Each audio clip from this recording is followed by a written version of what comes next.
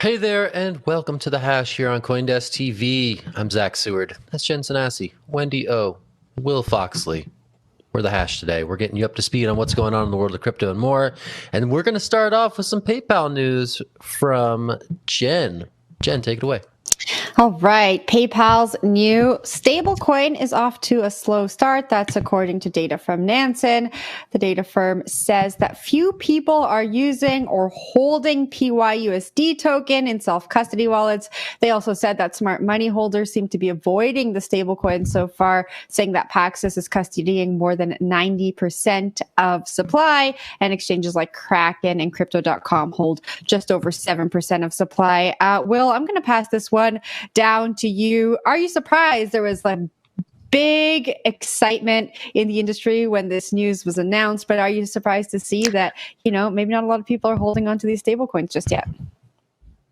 I'm not super surprised. I mean, it just launched, so I think we just need to be patient a little bit here. We're also like in the depths of crypto winter. This isn't like a bear market anymore. This is just a total lack of interest, apathy all over. So for people not to be picking things up right now, that's not surprising. I hope PayPal looks at these numbers. Whoever the product manager for this product looks at it and is like, okay, the time will come for this at some point.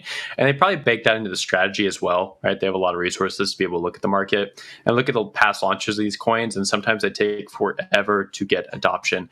I would suppose that they actually are working with larger companies and doing like a B2B model as opposed to a retail model first. And that'll also help them out on the regulatory side, right? Where they're not just like issuing this token out to anyone who has Venmo, who has PayPal on the desktop. They're probably going to go work with institutions and larger companies work first to see if this actually works for them. So that's not super surprising to me. Just how the market is right now. Wendy? I am not surprised at all by this. We're in a bear market, so this makes sense that there's not going to be a whole lot of usage with crypto, especially when we're talking about like Web2 brands. PayPal is a massive Web2 brand that facilitates money to people all over the world. I used to use it for eBay all the time, so I don't understand why people would just jump on the stablecoin bandwagon from PayPal when it's just a lot easier to use cash and to use electronic currency in that fashion. So to me, it's no big deal, and yeah. Yeah, PyUSD, I think, is very much a retail play, right? And we've seen over crypto history that retail excitement happens and then retail excitement goes away, right? The DeFi degens aren't going to be aping into PyUSD to do cool things on chain, right? So I think what we'll see is a slow, steady uptick, possibly until sort of that next euphoria kicks in. And then I'd be interested to see what happens then, right? When stablecoins become a bigger part of the picture at the retail level, at the PayPal customer level, as opposed to those who are familiar and conversant already with things like Tether or things like USDC. So yeah, holding judgment on this one because I don't think it's necessarily going to be super duper on-chain bonanza with PyUSD for the foreseeable future, just given those broader market conditions. But it could be a really interesting sort of retail indicator, or I guess retail index for stablecoin usage going forward into that next wave of excitement. And that I think will be the revealing data is still to come, I would venture, about what PyUSD means for the market as it relates to onboarding folks from, again, these highly custodial options into more crazy on-chain stuff. That I think could be a really interesting set of data that we'll certainly look at in the future. But Jen, saw your hand. Yeah, no, I agree with all of you. I think it is just a low time in the crypto markets. There's a report on CoinDesk this morning saying that Ethereum has hit its 8-month low when it comes to daily transaction fees. So I think this isn't just a stablecoin conversation. I think PayPal is going after a very different audience than some of the other stablecoins that are out there are going after. And it's slow and steady wins the race here. I don't think that they were expecting to see massive mainstream adoption right away, just given what's happening, not only in the markets, but on the regulation side of things too. And so I can imagine that they're treating this as like a pilot or testing phase. And I expect, and again, this is backed on no insider information. I haven't spoken to anyone from PayPal, but I probably expect them to come out with some kind of educational strategy to get that mainstream audience once there is more interest, once we hit the next bull cycle and there's some collaborations and partnerships in the works. So yes, I am also not surprised by this report, and I hope that it doesn't shake PayPal, because there's probably a longer strategy here. Okay. You guys ready to move to Prime Trust? Let's this is do like it. Worse news, Ooh. but it's still stablecoin land news. So Okay, let's go talk about Prime Trust. Thursday, we got new court filings from CEO Jor Law, who spoke about a poor investment in the Terra Luna stablecoin. Prime Trust lost $6 million of client funds and $2 million from its own treasury. This, of course, comes after they lost about $80 million total in both fiat and crypto of client money when they had their wallet set up incorrectly. Right now, Prime Trust is going through receivership process with the state of Nevada. Prime Trust was one of the largest backends for a lot of crypto marketplaces. People use them to build wallet services, for exchanges, for receivership and ownership of crypto assets. Now it's starting to fall apart a little bit. This also comes after BitGo tried to purchase the Prime Trust, but that fell through again because of a lack of financial security within the firm. Jen, I'm going to throw the story over to you. More bad news at Prime Trust. Like, there's the legal filings for this one are put up with the best of the best in terms of like bad judgment decision making from companies. What a mess. Now, I have to say, when I read, poor planning, like companies in the bull market had poor planning, they couldn't see what was going to happen in the bear. I am a little bit sympathetic because, there's a lot of demand in the bull market. There's a lot of like mainstream collaborations and partnerships, and you need resources to keep up with that. That said, I don't think that happened here. I think that this is just a total mess when I read through this. There's some stuff I want to point to. They said that they were outspending and gave some numbers. So October, the company spent $10.5 million, but only made $3.1 million. So they lost $7 million in October. And then it's like no one learned anything. They went on to November and spent $11.1 million and lost some odd million dollars. And so that is crazy. I feel like that is poor planning. That is not looking at what's happening at your company and readjusting and being flexible. And those are some of the allegations that are made against the executive team here, that they were not able to adjust and be flexible. The other crazy thing here is this wallet situation. They lost access to their wallet because I'm just going to tell our audience what happened here super quickly, and then I'm going to pass it to Zach because he is nodding along with a big smirk on his face. So Prime Trust moved its wallets over to a system operated by Fireblocks. Then they did not realize that the migration from the legacy wallets to the new system was incomplete and that customers were still sending funds to that wallet. And then it learned of the mistakes later when an unidentified customer requested a large amount of ETH and withdrawal, and they could not fulfill that. And then it seems like they were converting fiat into ETH to fulfill these requests, which just sounds crazy, but I'm honestly not shocked or surprised given all the news we've been covering over the last 6 months to a year. Zach? The case of 98F, that wallet episode. It just reads like Prime Trust, no good, very bad, horrible day. That whole saga. We knew a little bit, I think, back in June about this mishap that occurred when they were transitioning their system over to Fireblocks, which is another custody provider. And that one just reads like a saga of pain. So yeah, check out the court filing for a full telling of the 98F episode. And then think to yourself that yes, custodying digital assets can be hard even for those professionally entrusted to do so, right? So I think the custody conversation is very relevant here. I will point out that the Terra Luna collapse continues to be the gift that keeps on giving. So much of the pain in the market really stems from people getting overextended into that ecosystem on the strength or the apparent strength of the promises by Do Kwon and others. And that ended up being sort of a landmine that many a project, including now Prime Trust, stepped on in terms of losing funds and losing the ability to stay solvent. So yeah, Terra definitely part of this story, but I think probably the bigger picture is that custody story, right? We keep going back to this idea of like custody is a set of trade-offs. Self-custody has its own trade-offs. Having a custodial arrangement with an outside party has another set of trade-offs entirely. But this one to me just represents, again, the difficulty that many people, especially entering the space, face when thinking about this challenges of self-custody, because these guys got burned really bad by not being able to access something that, was a big part of their business. And they only realized like later on that, oops, like we don't have the steel engraved things that we need to access this. And it just becomes a big problem. So the custody angle maybe is the most illustrative here, just for people. For people themselves. But certainly, yeah, pretty painful telling of that whole episode. But yeah, businesses, man, they remain fascinating to cover because you get these sort of after the fact tellings of all the things that went wrong. Wendy, what do you think? What happens if we ever have like a Bitcoin back ETF that's from TradFi and they actually have to hold the Bitcoin and like somebody like loses the keys and like that happens? Oh man, that'll be a day. Oh boy. Let's hope that doesn't happen. That's my take. That is a hot take, Will. What happens if, but no, I'm being serious. What happens if the SEC would have stepped in initially and said, hey, if you're going to be custodying these products, if you're going to be, acting as a broker, whatever it is, you actually have to have the reserve set to a certain area. Like we have to be able to check, to make sure that those reserves are set more transparent. If the SEC would have actually done their job, I feel like we wouldn't have had as many of these problems. Like Japan is a perfect example with the whole GOX situation, that any type of crypto exchange or whatever type of services there is operating there, they have to actually show those proof of reserves. So again, I feel like our public servants have yet let us down again. And it's very sad that they're kind of like the parents that just kind of let you run off into the wild and then get hurt. And then they come down and they just punish you like a million times harder. Boom. Yeah, good thought. Good thought all around.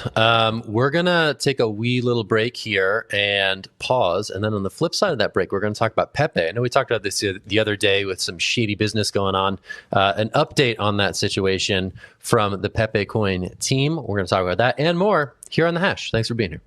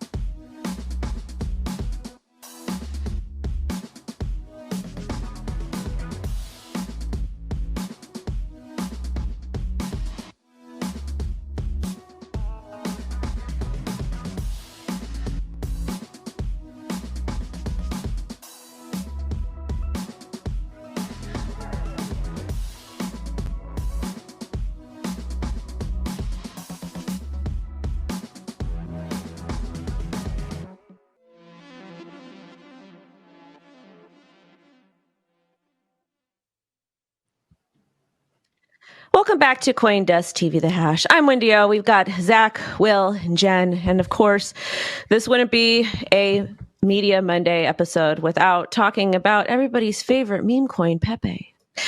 Pepecoin says bad actors on team stole $15 million worth of Pepe, and I am not shocked one bit. So apparently 16 trillion Pepe, that was the biggest red flag, was probably the supply. When you have a coin that has a lot of supply, that's generally a big red flag for me. But apparently 16 trillion Pepe tokens were moved out of the project's multi-sig centralized exchange or centralized wallet last week. That was 3.8% of the total supply, and the tokens were sent to exchanges to be sold. The number of signatures required to operate the multi-sig wallet also changed from 5 out of 8 to 2 out of 8, which is another big red flag. The project blamed former team members for the transfers and said the launch that the team included bad actors led by big egos and greed. And then they removed themselves from the multi-sig and deleted the social media account. So congratulations to the Pepe team for being absolutely horrible during a bear market. I feel actually just really sad for everybody who put money into this. This is something we talked about on the channel, and I told my audience this is not something I'm really interested in. If you guys want to have fun with your disposable income, that's your business, but understand this thing is probably going to end up going to zero. However, what happens if the community actually takes over the coin like they did with Terra Luna, and they can kind of make it a community-orientated coin? I don't even know if that's something that they can do, but thoughts? Anybody?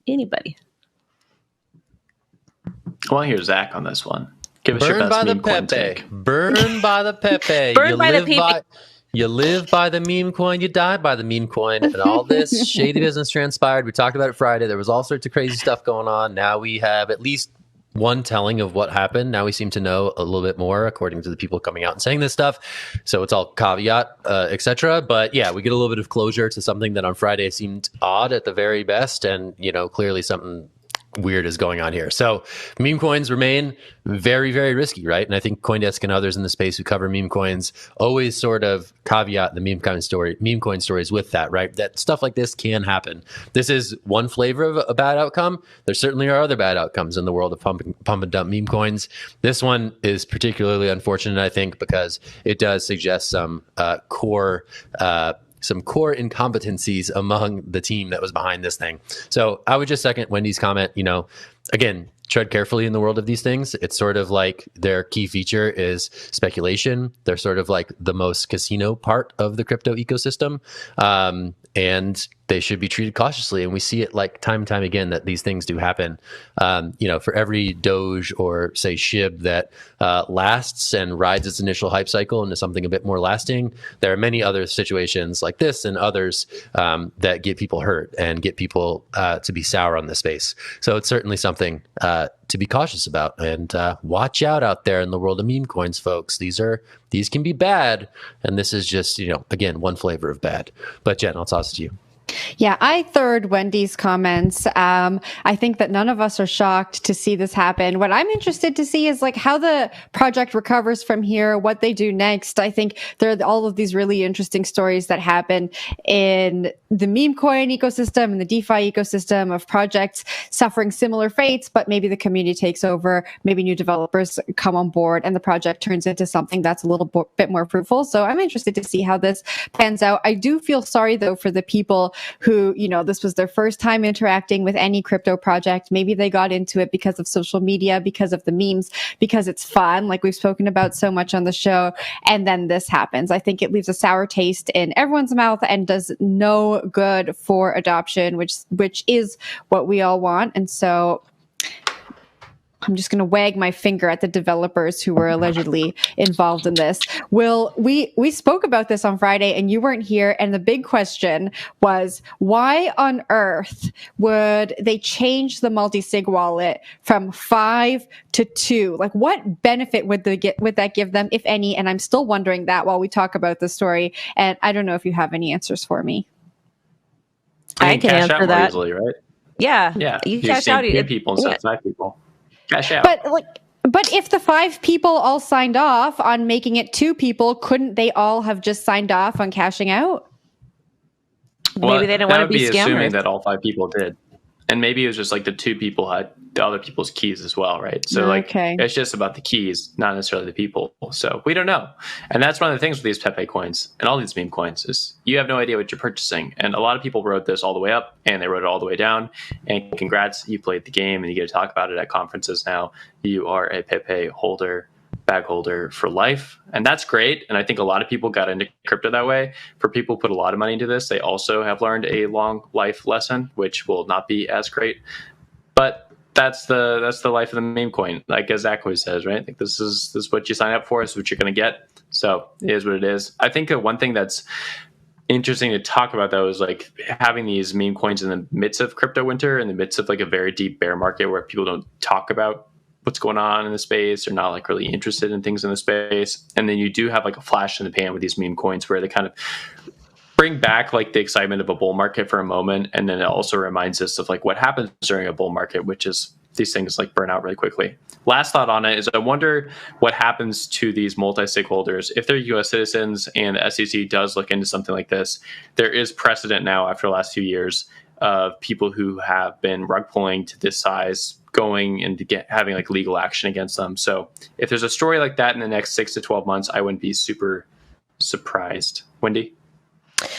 I honestly don't have anything more to say about this. Like, we've been covering it on the channel, and it just sucks. Like, this industry sucks sometimes. That's all. Just people do like ridiculous things, and I just will never understand, but it's not meant for me to understand. And to everybody listening, please always consider taking profit. I don't think it's a bad thing to consider taking profit ever, or just maybe like not participating in things because it's not fun all the time.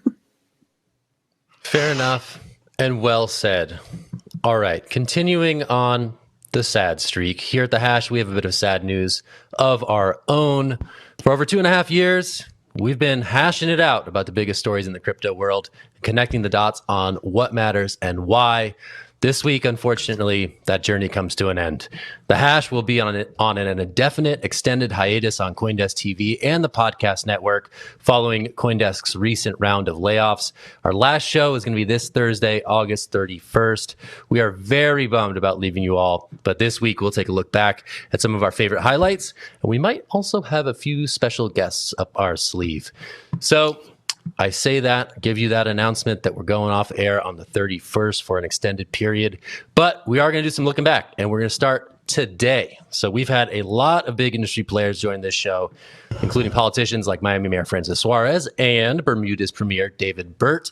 Let's take a look back to our conversation with David Burt at Consensus 2023 in Austin about how the country's regulations played a role in protecting it from the FTX implosion.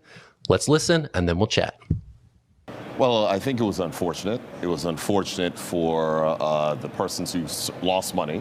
It's unfortunate for all of those persons who were lured in.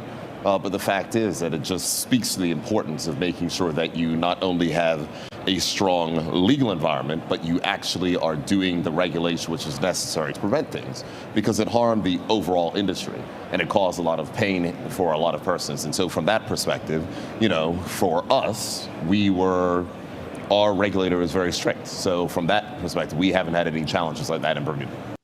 A trip down memory lane, guys. It's been real sad for us to go. What are you guys thinking? How you feeling? Jen, what do you think, Jen? Why'd you have to toss it to me first? I think I said at the end of the end of last week, I'm going to try so hard not to cry this week on the show. This is so sad. And looking back, at that interview that we just saw, it was just like so wonderful to do the show IRL. We didn't have to hold our hands up. We could jam IRL. We talked to a lot of awesome people at Consensus, and I'm just really sad now. It's going to be really tough not talking to you guys every day and not interacting with our audience who joins us every day. Will? No, yeah, it's a bummer. Good run, though. I mean, it's kind of fun to look back at all the times that we looked at interesting things within the industry. Just having a purview of a 4-box, too, was really fun. At one point, we were a 5-box, believe it or not. But just getting a different opinion from everyone who was on the show is probably the highlight for me, because every topic has a different spin on it. And I think we definitely got a little spin on every topic here on this show. Wendy? Jen, you're not allowed to cry, because it'll make me cry. Stop! I'm going through so many personal things, and I'm just like, it's just a lot. No, but I'm very grateful for the show. It's been an awesome show. I really enjoyed Consensus. Consensus has always been my favorite event, and I've enjoyed getting to know you guys and learning from you guys, and fighting with Will about tech things, because that's always fun to do, and being combative, and then calling Zach old, yes, and then telling Jen how pretty she looks. Yep, checks out. What about you, Zach? What we do. Oh, no, I'm glad that we launched into this David Burt one, because I think the in-person experience for the Hash was always super fun, because you're right. We didn't have to do like the silly like hand stuff. We could vibe off each other a little bit more easily. And plus, we got to like hang out with people who listen to the show or watch the show on a regular basis. So that was always cool, I think, bringing the Hash to the live experience.